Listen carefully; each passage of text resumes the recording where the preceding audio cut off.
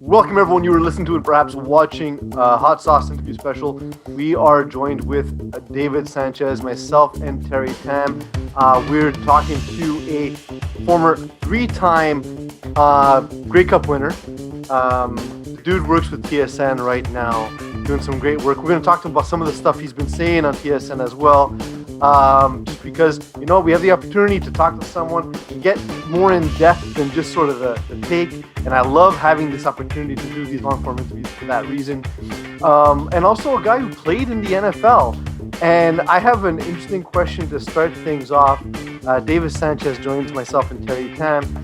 Davis, we'll do like, your Instagram handles and all that stuff later. And we'll talk about you're obviously associated with the Bell Let's Talk, but we're gonna talk about that in 1 second. I just was looking through sort of your history and your playing history, and I noticed you actually played on a team with Drew Brees. You've been retired since 2011. How does that make you feel? Well, it was pretty good. It was a good. Oh, by the way, for those listening or watching, you probably want to stay tuned because it sounds to me like you're going to call me out later because you said some things that I said on TSN and you want to dig further into it. So that's a little tease because and I'll help you tease it. It sounds like you're going to call me on something. I love that you have that polish now working with TSN. You recognize the tease when you see it. I do appreciate that. For sure. How was it like seeing a guy like Drew retire now when you've been retired since 2011? Like that must just be an absolutely insane experience. Well, he plays quarterback. I mean, you could play. That's also true. Quarterback. You see him. He looks like he's 50 too. The way he played in the playoffs, I love him. But look, it's so the first game that Drew Brees and Tom ever played against each other, I was in that game. So I was the nickelback in that game in whatever year it was in 2001. So it'd have been the first time. Oh yeah, a little beer ski, eh? You gotta keep it fresh, man. You gotta keep it fresh. Oh, I think I still have one of Sean Campbell's beers. This is the last one I got actually from Sean's. Sean Campbell, TSN 690 in Montreal. Oh, big Sean Campbell fan right here. But yeah. So I played in that game, and it's like you say, a long time ago, obviously. And you could play quarterback till in those older ages. I remember. I always. You guys remember Montreal? There's a guy named Irv Smith. Yes. And absolutely. Player, all-star player. One of the guys that I learned a lot from during my time.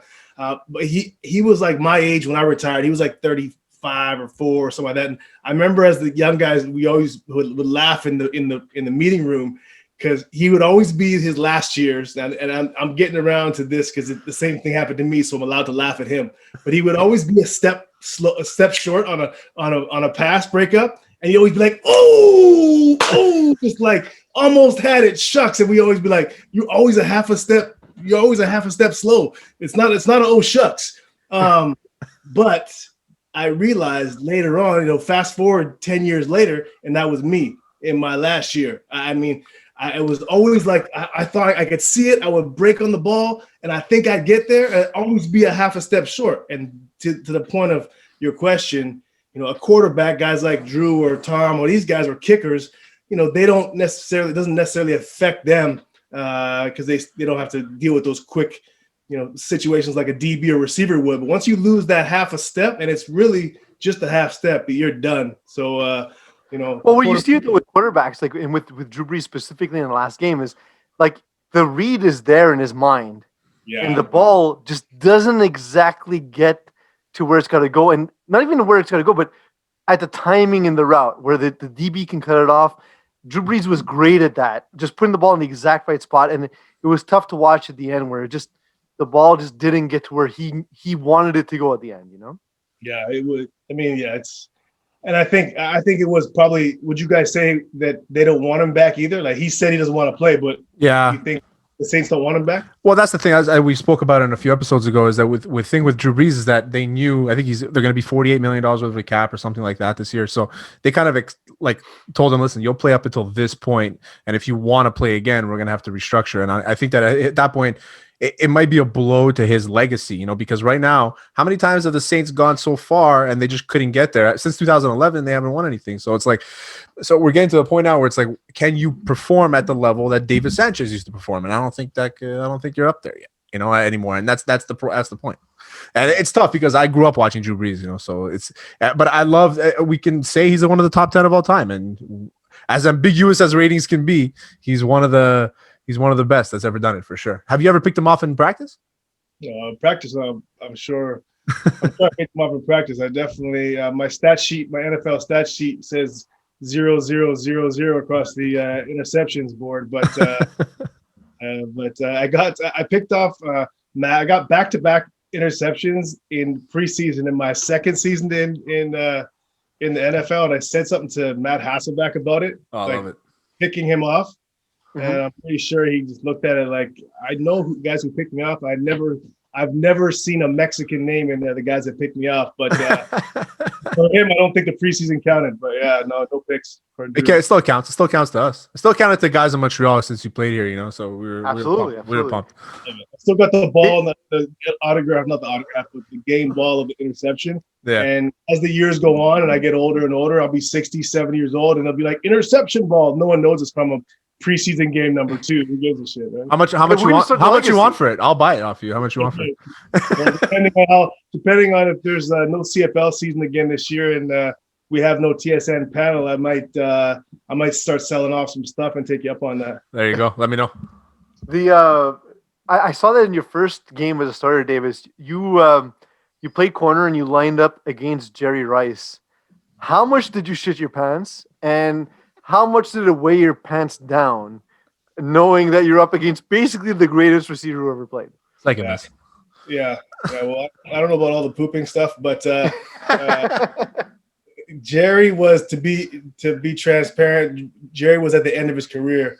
So the best receiver on that team and the toughest guy to guard was, and they were good that year. I think they won the Super Bowl or played in the Super Bowl, 2001. They played it. That's when they lost to Tampa, if I'm not mistaken.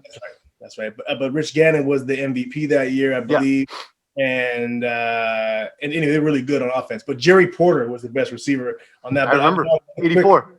84. Wow, well done. That's deep because Jerry Porter is like a fringe guy. The fact Jerry Porter Jerry Porter is like the best of the rest. Everybody kind of, if you're a football fan, Jerry Porter was good. It's like he was there. Like he's like TJ Houshmandzadeh. He's like in that era. That that's where he is. Now I know who I'm dealing with. That's all I need is to hear from you guys to know who I'm talking. You start naming those guys because you're right. That's a great example too. TJ Houshmandzadeh, like very, very good player who, unless you're a real football fan, you probably wouldn't know how good he was, but he was very good. I always say that receiving core. Sorry, Peeze. I always say that receiving core. Chris Henry, TJ Houshmandzadeh, and Chad Johnson. Well, Chocinco at that point. That was like one of the best receiving cores in the history of the NFL. Like Chris Henry, how he passed away was sad, and it was tough that he didn't see his career. But that three-headed monster was really good. Peter Wark been in that. Peter Wark was on that team too. Yeah. Yeah. So from a talent standpoint, no doubt. And a small fact, Peter Wark played for the Alouettes for. He did, yeah. Yep, absolutely. Yeah. One training camp with us. Yeah. The Owls had a lot of guys that came in and out from the NFL. I mean, Chad Ochocinco too. I mean, famously, So we've had the Owls here in Montreal. We've had a bunch of guys that come from the NFL and play. I mean, for me, Chris Leak, I was so excited when Chris Leak came because I was like a Chris Leak guy from when he was playing in Florida and he came to Montreal. I was like, fuck, this guy's gonna kill the CFL, and it didn't happen. It's one of it happens all the time. People think that you played like in the top 5 school that you come to CFL and you'll dominate, but guys in the CFL are they're pros. The reason why they're not in the NFL is because they're playing in the CFL. Okay, I'll give you guys a good story here. Okay, yes. So this you can use this. You could have this story, but no using it as a what do you call a snippet? No snippet or teaser. Part. Okay, cool, no problem. All right, sounds good. We're posting this as whole. We're posting this as a whole. I suppose this as whole because it's pretty good, but it wouldn't be a good snippet. This league. Okay, so I'm known to be. Can ask Bowman about it. I'm definitely known in the locker room to be a bit of a prankster, and not a guy who is bullying or what do you call hazing or things like that. But I definitely push the line, messing with people, and A lot of it came from the shower and stuff like that. Chris Leak was a very quiet, mild-mannered guy, like super quiet, religious guy, just very, very nice guy. And if you remember how he's built, he's a thicker guy, right? Like It's like Russell Wilson. Yeah, exactly. Kind of a thick guy. And my humor, I often would talk about how thick he was in the backside, and that it was very, I enjoyed how thick he was in the backside. And I often, when we be around the locker room and then the shower and things like that, I would make comments about his thickness in the lower body. And I would often, kind of chase him around the room a little bit and let him know how voluptuous his thighs were, and teasing him, and he would laugh along with it. But I know deep down there, he was pretty scared of me. Chris Leak. That's how you spell Chris Leak with two C's.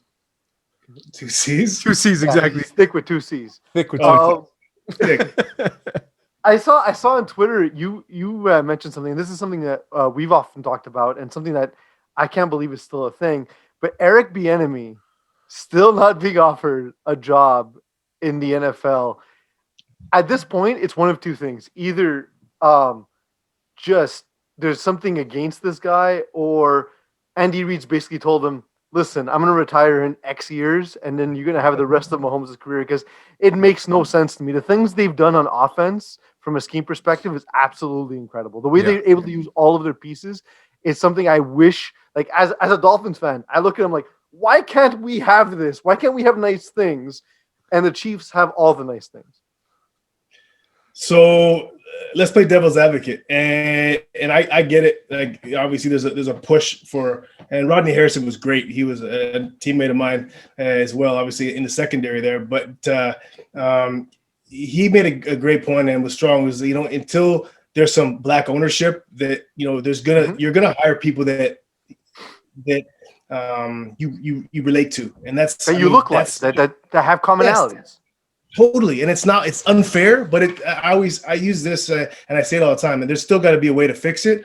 But if I get a job, I'm gonna hire people that are like me. Like, when I played on teams, I usually hung out with DBs because they're like me a lot of the time. Or I hung out with guys, Canadian guys, because they're similar to me. We have the same sense of humor, we think the same way. I know with West Coast guys, because a lot of those guys are similar. I mean, that's just the way life works. And unfortunately, it's the good old boys club. And so I think for Eric Bieniemy, that's a big part of it. Another thing I would say, and is that, and this is just, look, how much of Andy Reid's an offensive guy.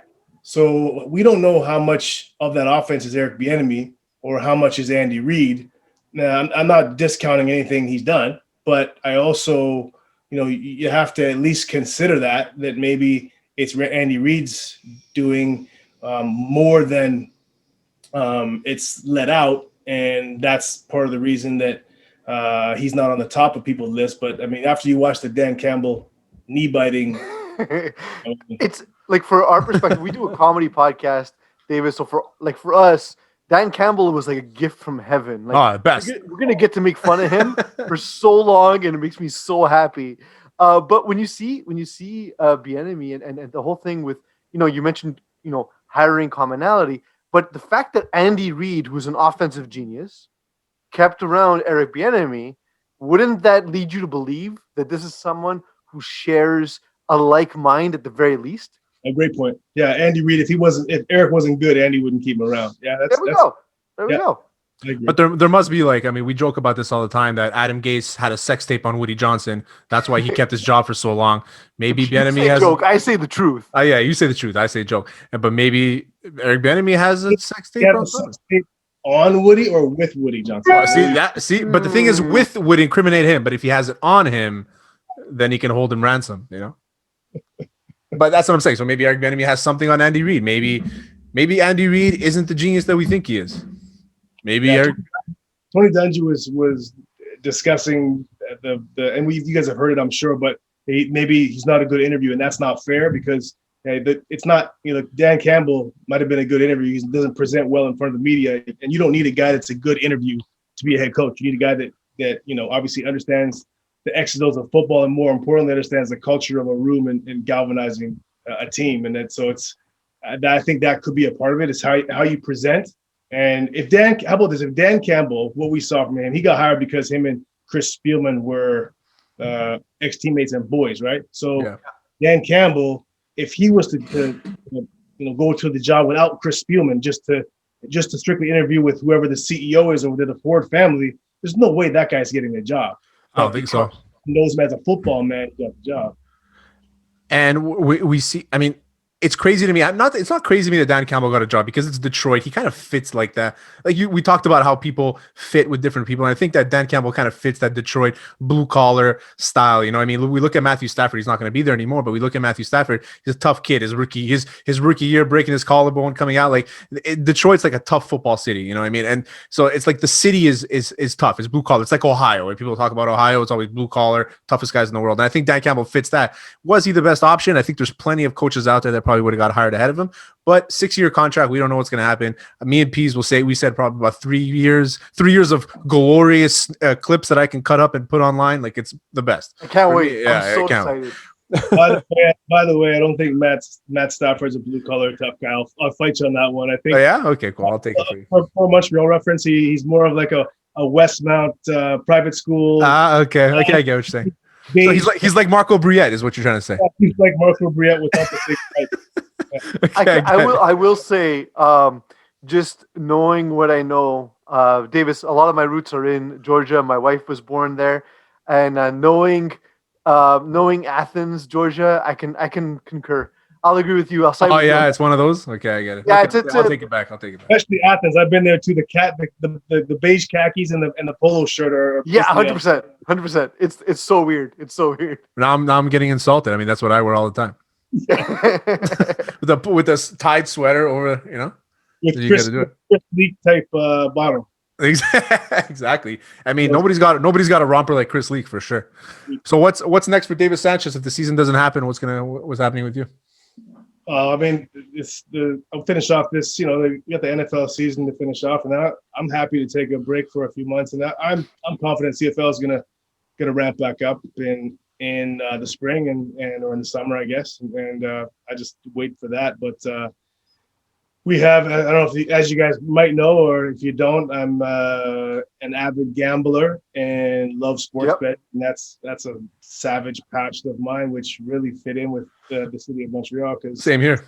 Seems like everybody. Yeah, you a savage gambler too? No, savage, I wouldn't say. I mean, but I like doing it. It's fun. Well, I gambled heavily on Nokia this morning, and I'm paying the price. Hedge funds got their shit back. Let's put it that way. It's crazy. Really? Yeah. Okay. All the GameStop phenomenon. Yeah. I wanted to cash in. I wanted to be like the kids, and I was wrong. Davis, I saw another thing you posted.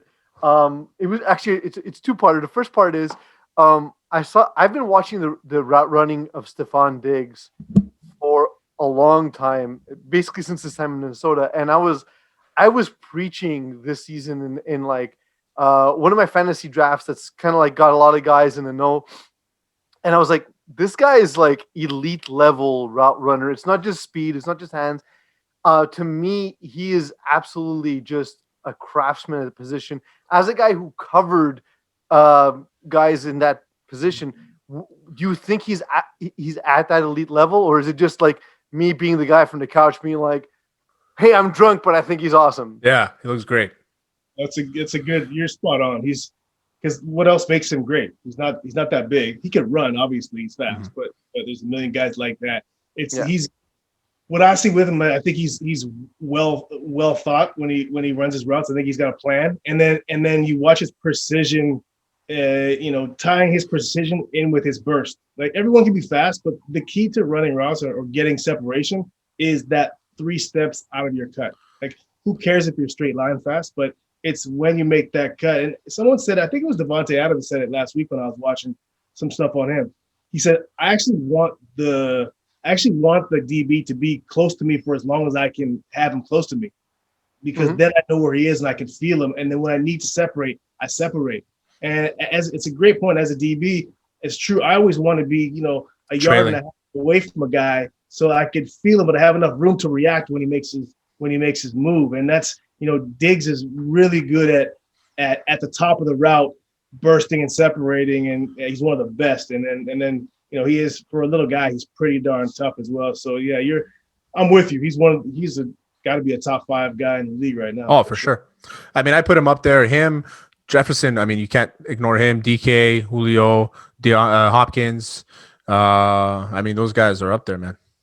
DK, I still don't believe in DK yet. I'm on the same page as you, but like what I'm seeing this year, I can't not put him there. But so the thing with DK is, to me, he's Des Bryant. You're gonna have great 5 to 6 years, and then when the body can't do that anymore, you know what?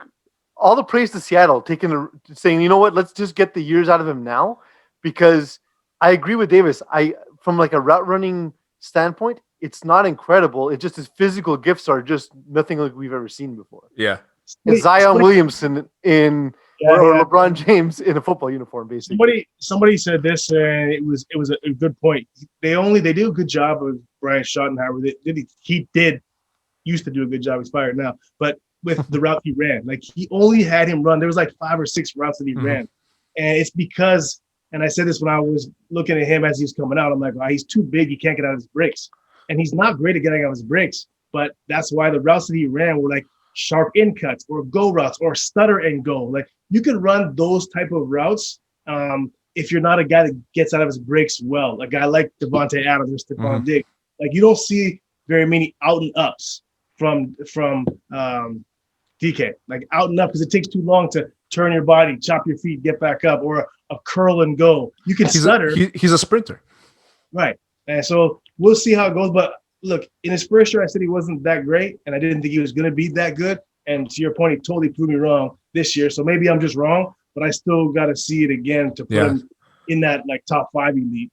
I'm the same way. So we'll leave you with this question, then Peeze will close off. So you said you're a gambling man. What do we got for the Super Bowl here? What's the line? What are we looking at here? Because I'm going to piggyback a bit.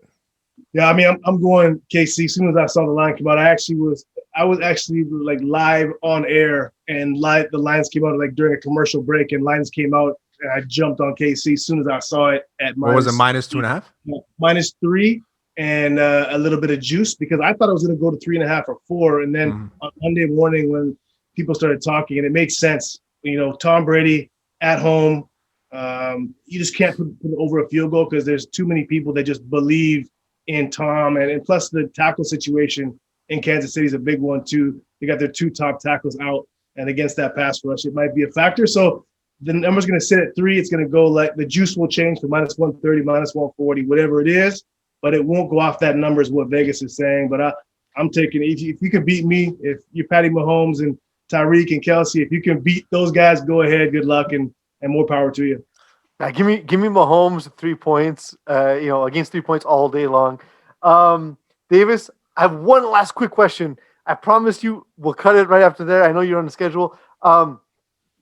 You talked about one of the other guys you talked about having a tough time covering was Terry Glenn. Terry Glenn was one of my all-time favorite receivers. Oh, I love Terry Glenn. You talked about him doing like these deep, like 18, 20-yard comebacks. And I was thinking about that. I was like, so as a DB, when a guy's running a comeback, you're just guessing, right? Like, especially a guy as good as him, like you're just guessing when he's going to break. Give a quick breakdown here. And by the way, I'm enjoying chatting with you guys. I can probably chat for another 45 minutes because you guys know you're same here. Yeah. Good to do interviews with guys that know their shit because it's fun to talk. Appreciate guys asking silly questions is not as fun, but thank you guys for having me on. We appreciate it, man. But 18 yards. So basically, I'll give you a quick Jalen Ramsey thing. So if you watch Jalen covering in the last few weeks, who did he cover in the playoffs? Seattle played in the first round. Played DK. So if you watch him, my phone's ringing now. If you watch him, he's so comfortable in running. Like he's not in oh shit mode, I gotta run. He's comfortable, he's easy.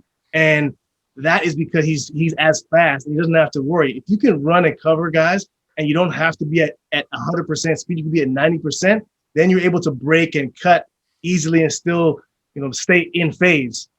When I'm covering an example, now I say that when I'm covering a guy like Terry Glenn, who's much faster than me, I'm in, oh crap, I gotta go mode, running full speed, and my feet are as good as anybody's. I can change direction, but my speed wasn't as good. I'm flying full speed, and Terry Glenn stopped on a 20 yards down the field and stopped on a comeback route so fast that I didn't know that guys that could run that fast, linear guys like DK, they could stop on a dime like that. Only little guys that aren't that fast, quick guys can stop like that. And when I saw him do that, I was like, oh my goodness, like I can never cover you, because if you take off, I got to go, and you can stop before I can stop. And that's why Terry Glenn, all the names of what I throw out, the guys that are hard to cover, Terry Glenn was the guy, and baller.